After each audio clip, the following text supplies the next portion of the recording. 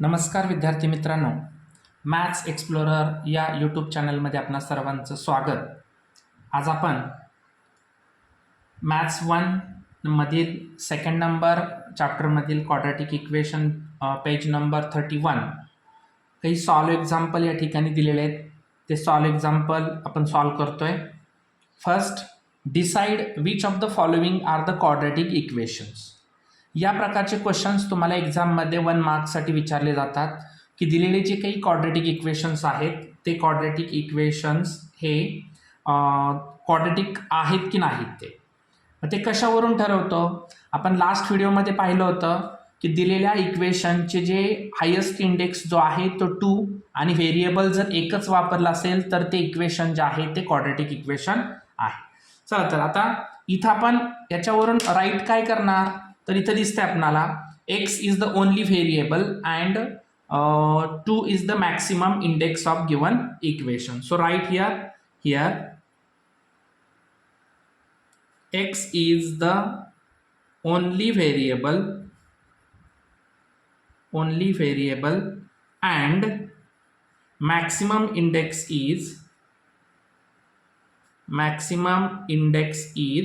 2.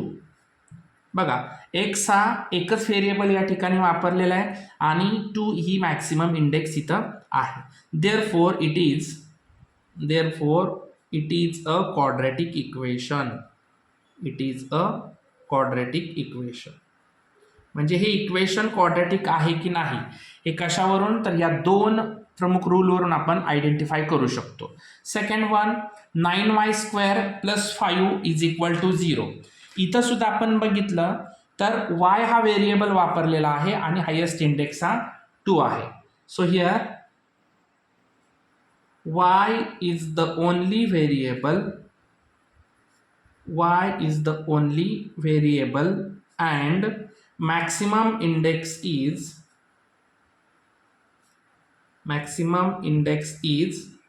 2. Therefore it is a quadratic equation.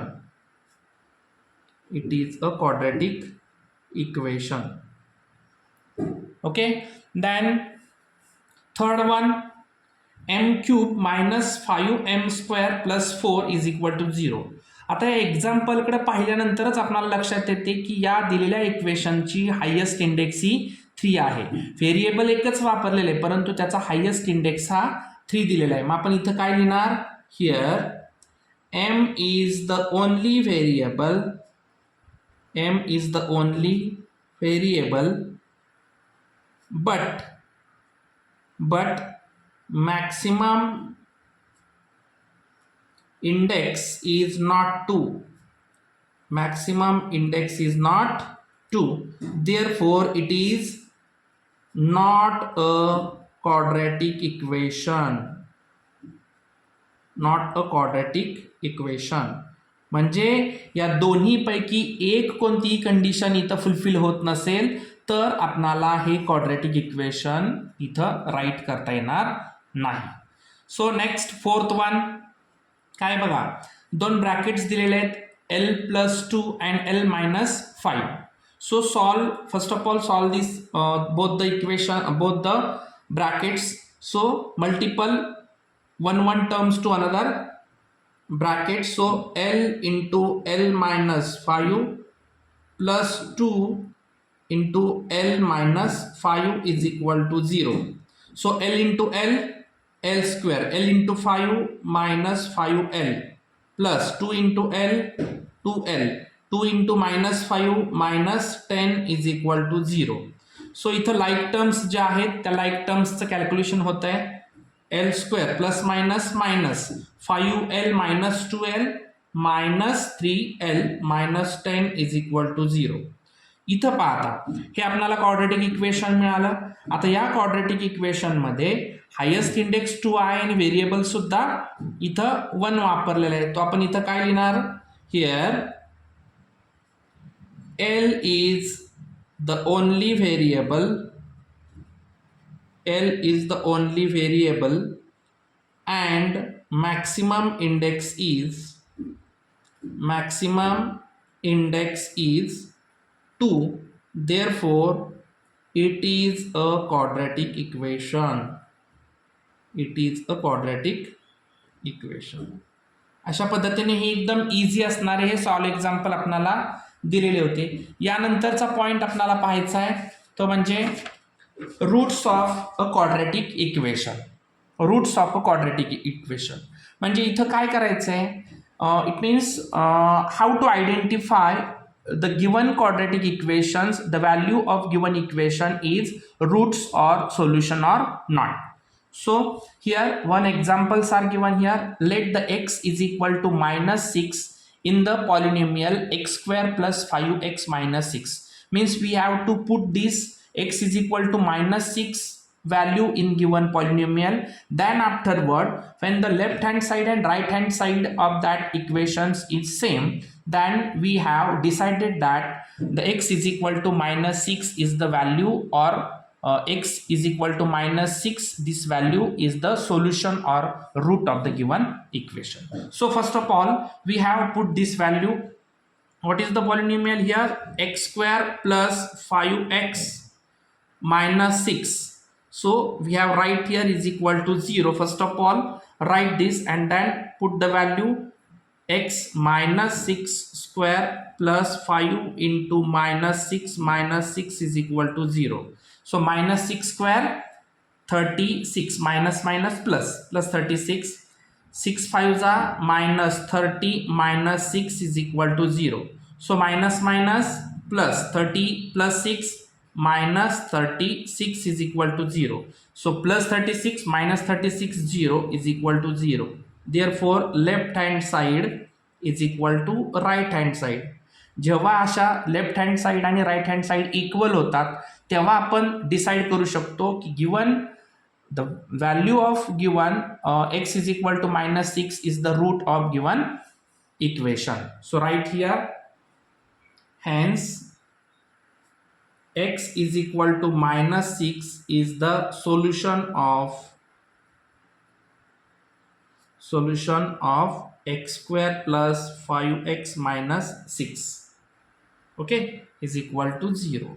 या दिलेल्या पॉलिनोमियलचा दिलेल्या इक्वेशनचा हा x is equal to minus 6 हे सोल्युशन आहे.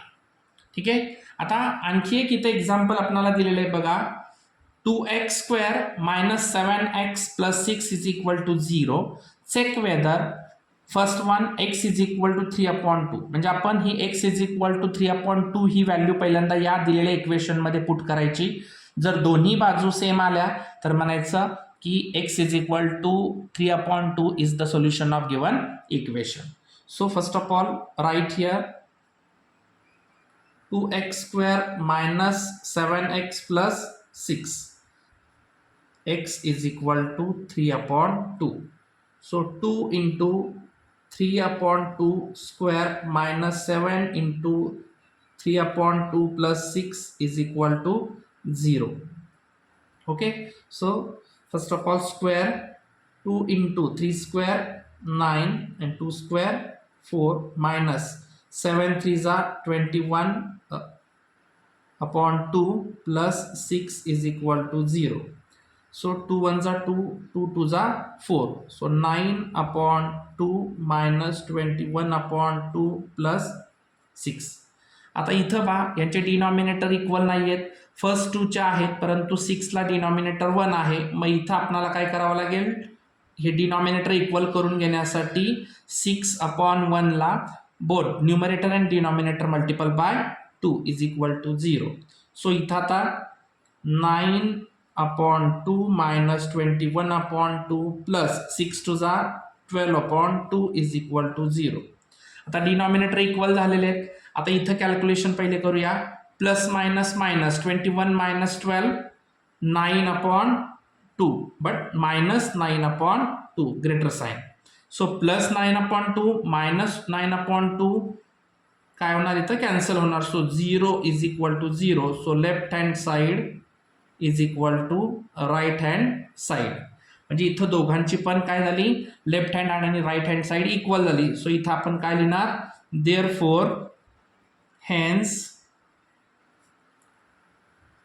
x is equal to 3/2 is the solution of is the solution of 2x square minus 7x plus 6 is equal to 0. या पद्धतीने कुठल्याही दिलेल्या इक्वेशनचं ज्या व्हॅल्यू आहे त्या व्हॅल्यू या सोल्युशन आहे की नाही हे आपण आयडेंटिफाय करू शकतो. आणखी याच्यामध्ये बघा x इज इक्वल टू -2 ही व्हॅल्यू आपण पुट करून चेक करायचे की ते सोल्युशन आहे का नाही ते. सो काय आहे इक्वेशन, काय आहे पुन्हा लिहितोय मी. इक्वेशन आपलं आहे 2x square minus 7x plus 6 is equal to 0 and x is equal to -2. Okay, so 2 into -2 square minus 7 into -2 plus 6 is equal to 0.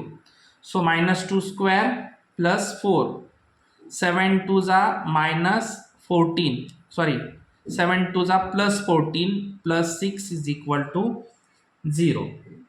Okay, so 7 2s are 8, sorry 4 2s are 8 plus 14 plus 6 is equal to 0.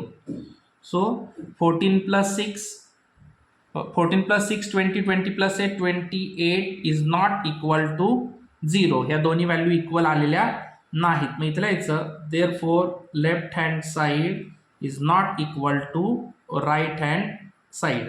मग इथं आपण काय लिहिणार therefore x is equal to -2 is not a solution of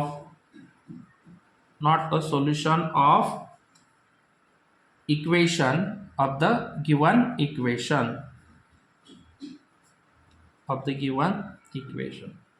okay. इथं value equal आले नसल्यामुळं हे x is equal to -2 हे दिलेल्या इक्वेशनचं सोल्युशन नाही. नेक्स्ट वन, आता इथे एक तुम्हाला ॲक्टिव्हिटी दिलेली आहे.